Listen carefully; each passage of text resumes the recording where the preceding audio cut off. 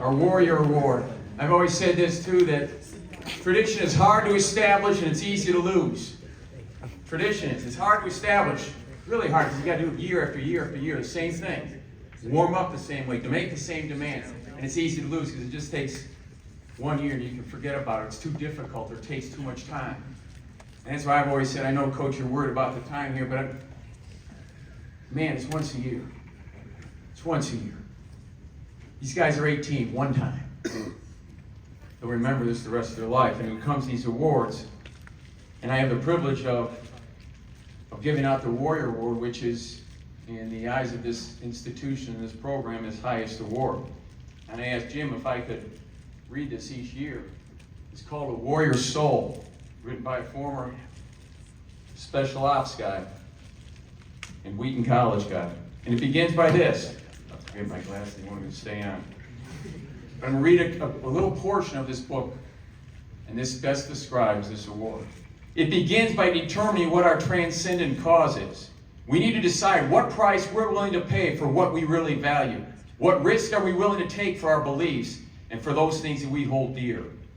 If our lives are all about serving our own interests, we'll come up short on the warrior scale. But if we truly see ourselves as part of something worth sacrificing for and worth taking risks for, and our actions reflect our commitment to serving the greater cause, then we're warriors. In Mogadishu, hours after the battle ended there on October 4th, 1993, I stood at the Task Force Ranger compound, awaiting the arrival of a 5-ton truck that was bringing back our casualties from the fight. It had been a long night, and I prayed many times to the battle for protection for my troops. As the Delta Force commander, I was responsible for all these warriors, whether they were Rangers, SEALs, aviators, or Delta Force members. My immediate commander, Major Bill Garrison, was inside the post command that day answering a barrage of questions from Washington, and I saw the truck approach the gate of our small fenced area, and I began to move forward to meet it. What I saw wasn't something that I was ever ready for. In the truck bed were the bodies of the dead. Lying on top of them were the wounded. Slowly and deliberately, I moved closer to help, and when the truck's tailgate was lowered, the blood of my soldiers poured out like water splashing the concrete of the airfield apron. I choked back tears. My heart was breaking at the sight of the bloody, mangled bodies. I stood and watched as the dead and wounded were carefully unloaded. I smelled the stench of blood, urine, feces, and death. Quietly in my mind and heart, I pondered many issues. What kind of men are these?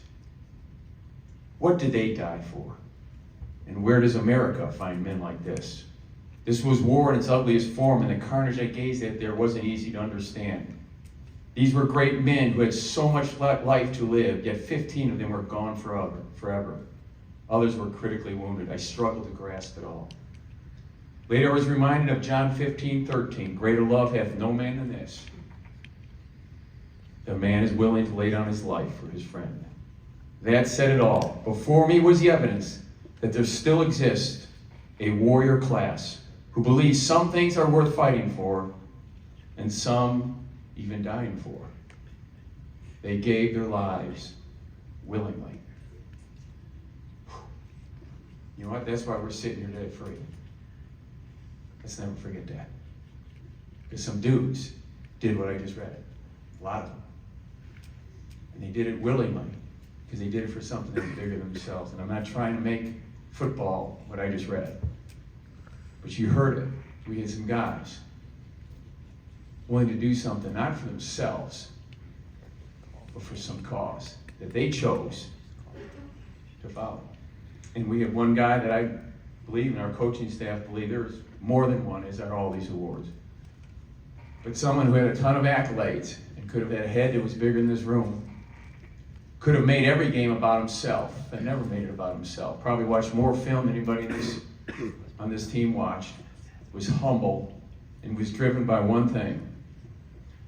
He wanted Wheaton Academy to win a state title. He didn't want his name in the headlines. He wanted to win. Wheaton Academy's warrior this year, Brett Casper.